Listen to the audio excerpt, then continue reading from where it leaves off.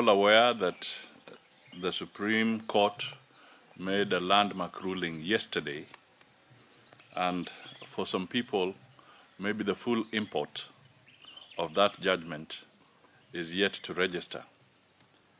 But we want to emphasize some very critical points in our statement today so that Kenyans can be fully seized with the implications and damage that has been caused or inflicted on the Kenyan people by this process that was full of sound and fury, and at the end of the day signifying nothing.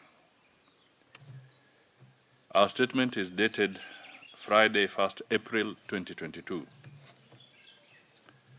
First, the Supreme Court of Kenya, the Apex Court of the Republic of Kenya, under Article 163 of the Constitution, has on Thursday, March 31st, 2022, declared null and void the Constitution of Kenya Amendment Bill 2020, popularly known as the Building Bridges Initiative.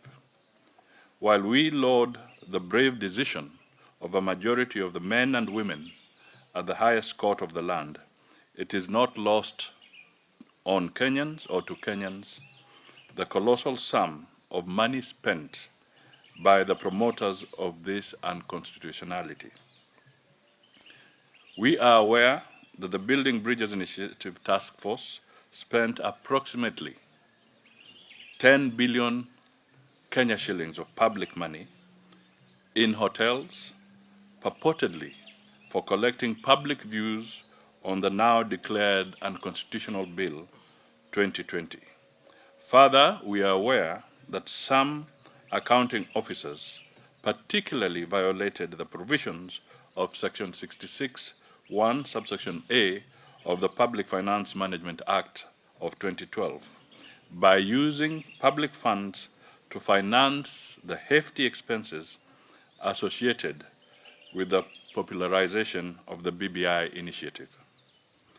It is important to note that public funds used in the constitutional process were not appropriated by the National Assembly for the purpose, but were rather an illegal diversion of public funds by some public officials who decided to use their offices to finance politics contrary to the Constitution and the Public Finance Management Act of 2012. We wish to remind the handshake duo and BBI promoters who misused their offices in diverting public funds to the BBI initiative that they are accountable to the public for their illegal decisions and actions as per Article 73(2)(d) of Chapter 6 of the Constitution. Further, Article 226(5) of the Constitution states clearly that if the holder of a public office directs or approves the use of public funds contrary to the law, the person is liable for any loss arising from that use and shall make good the loss, whether the person remains the holder of the office or not. The other key thing is that we want and we are going to call through the legal processes for the audit of the BBI bill. Article 201 of the Constitution on the principles of public finances requires that public money shall be used in a prudent and responsible way. While the Supreme Court has decisively dealt with the unconstitutionality of the BBI circus, the determination of prudence in the use of public funds in the illegality is placed under the ambit of the Auditor General as per Article 229(5) of the Constitution.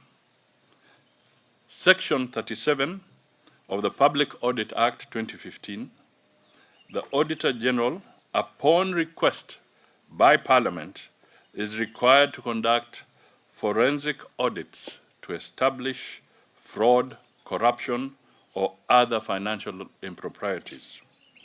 Our members at the National Assembly are moving a motion compelling the Auditor General to undertake a forensic audit on all public funds spent in the illegal process from inception to date. It is now clear the illegality and fraudulent dictation to Kenyans of an illegal process that has cost the Kenyan government huge sums of money, funds that ideally should have been channeled to other urgent needs of Kenyans, is now well manifest in Azimio charades.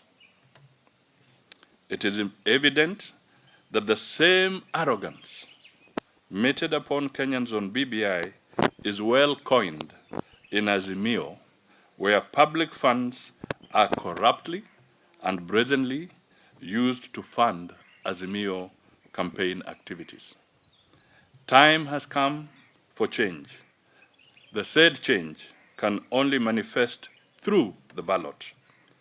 Kenyans must reject the disrespect being advanced to them by those seated in higher offices. We in Kenya Kwanza Alliance reiterate our commitment to stand with the judiciary.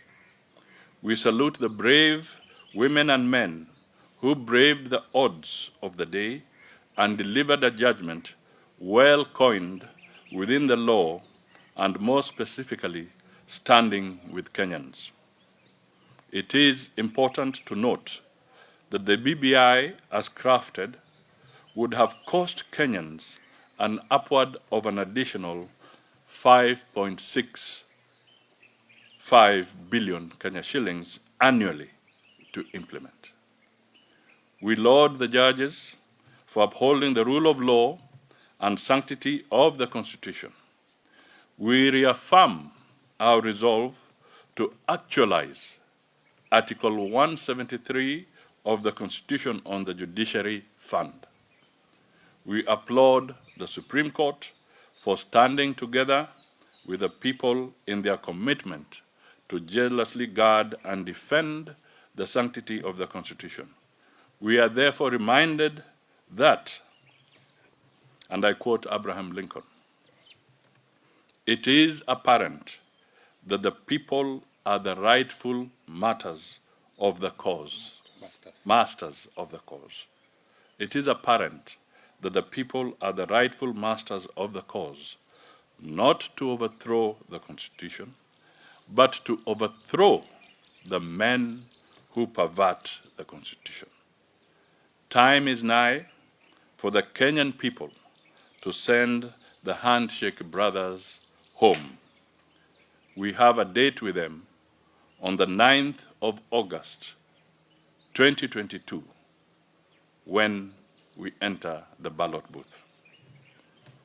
It is clear that the handshake reggae has been stopped and time for the Kenyan people to be serenaded with the tunes of changing the economy, the tune capsulated in the new dance, the dance to make Kenya a safe haven for all.